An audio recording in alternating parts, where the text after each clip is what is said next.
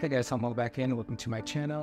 Today I'm going to be comparing the Galaxy Z Flip 5 with the Galaxy Z Fold 5. These are the two most popular phones in the market today, and they offer a unique blend of portability and productivity. As you know here, I'm Ton Mobile. Currently, I am on day 9 of being a dad. It's been challenging so far with the lack of sleep, but slowly adapting and trying to find time here and there to make these videos whenever I can. So with this video, I'm not going to spend a lot of time doing editing, but just wanted to share with you some of my thoughts quickly off the top of my head in order to help you decide which phone is better for you. Currently recording this on the Google Pixel 7a with its terrible battery life along with the slow charging speed. Currently waiting for my Pixel Fold to come, so I will do a deep dive on that. Once I finish with the Pixel, I will move on to the Z Flip and the Fold 5. Maybe we'll do the Fold 5 and the Z Flip.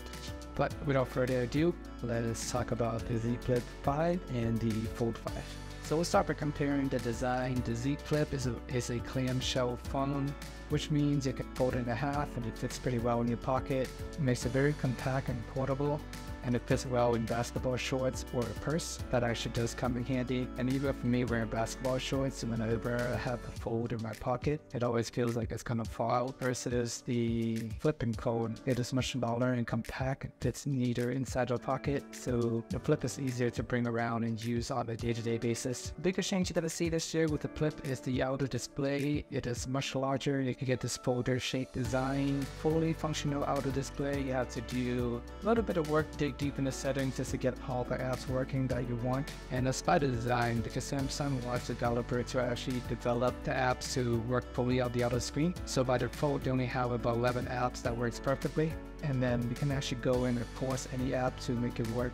But at the same time, by doing that, it's not fully optimized. You will see weird bugs here and there, such as Pokemon Go. If you try to click certain area of the screen, it's not gonna interact correctly because it wasn't meant for the smaller screen. So little things like that. You do see on the Moto Razr as well. I can, in theory, spend the whole day just using the outer screen, which is nice. Not practical, but at the same time, I like having that ability. What my biggest complaints with the Z Flip 3 and 4 is that you have to open it every single time to use the phone, and that gets very annoying. The biggest benefit of the Fold in the past is you can use the front display as a regular phone, and now you have the same capability for the Flip phones. So now we're going to jump to the Fold 5. So with the Fold 5, you're getting a bigger phone. If you're getting this phone, you essentially want a giant tablet in your pocket that you can access anytime you want. The large screen is great for gaming and watching videos, but even so, certain games don't really work 100% correctly with the bigger screen because most of them are just made for the standard candy bar shaped design. So even when you're playing a game, you're probably going to see some black bars on the side. And it all depends on if the games are fully optimized for the phone or not. But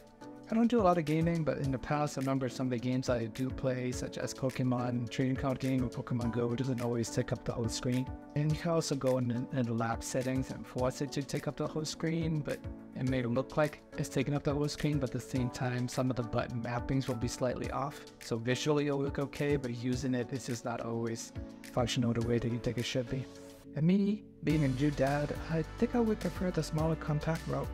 It's easier to use with one hand, much lighter, easier to pull in and out the pocket. And I'm not going to have a lot of time to sit here with the phone fully open and fully immersed into the tablet experience. So it all depends on your lifestyle and what you plan to do with the phone. And in terms of spec, they pretty much offer pretty similar spec. They have like the newest chip that Android have to offer, Snapdragon 8 Gen 2, that is 2 for Samsung, and it is a step over what Motorola Razr Plus had to offer this year. The Razr Plus is using a 1-year-old chip. In most years, I would say it wouldn't really matter that much from year to year, but I would argue that this year the Gen 2 is a much more efficient chip compared to the Gen 1. When I was using the S22 and moving over to the S23, I did notice about 30% bumping battery life, so I expect similar results with the Flip and Fold series. And speaking of the S series, those are the best phones that Samsung has to offer, and they are half the cost, if not more. It has the best camera, all the high-end features. You get IP68 dust and water resistant. With the Flip and Fold phone, they do have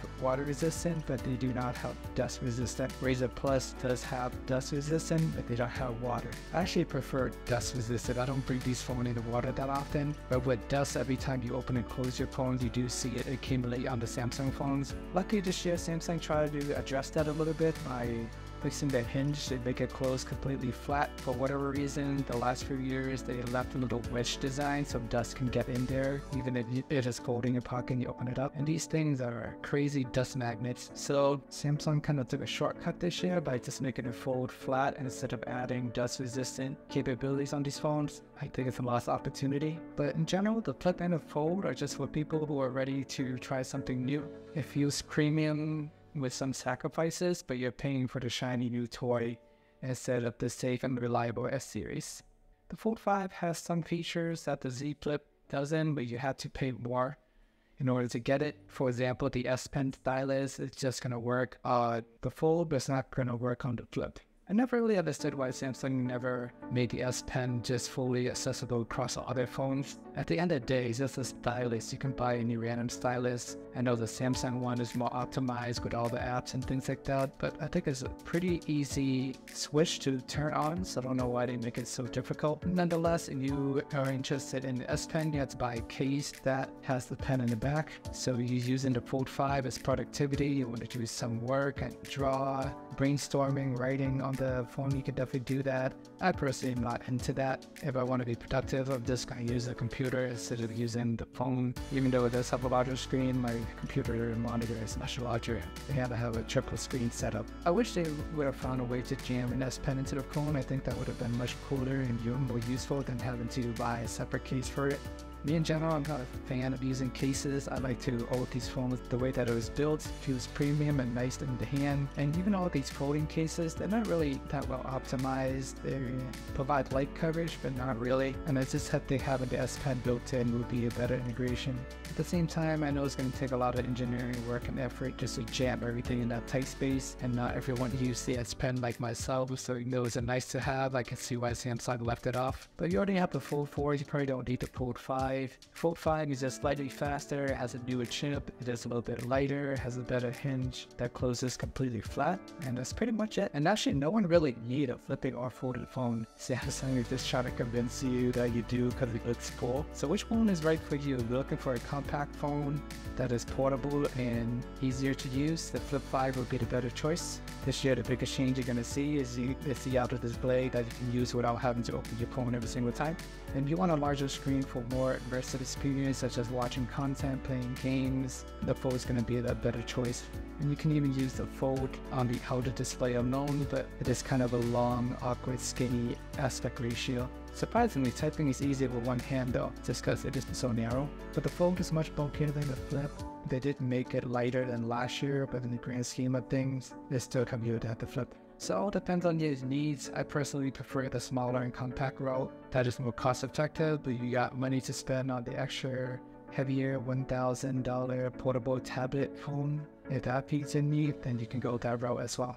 So thanks for watching. I hope you guys find this video to be helpful, and hopefully it can help you decide which phone is right for you. And if neither is right for you, just stick with the regular S series or any of the other iPhones or top-of-the-line flagship phones out there. These phones are still in the experimental phases. The crease is still there. They're slowly developing this year. There's not a whole bunch of competition out there, although Google is entering the folded space this year. OnePlus is around the corner, and we'll see if competition step up. Samsung's gonna do more to innovate, but for now it does appear that Samsung is settling and not really doing that much since no one's really a threat to them.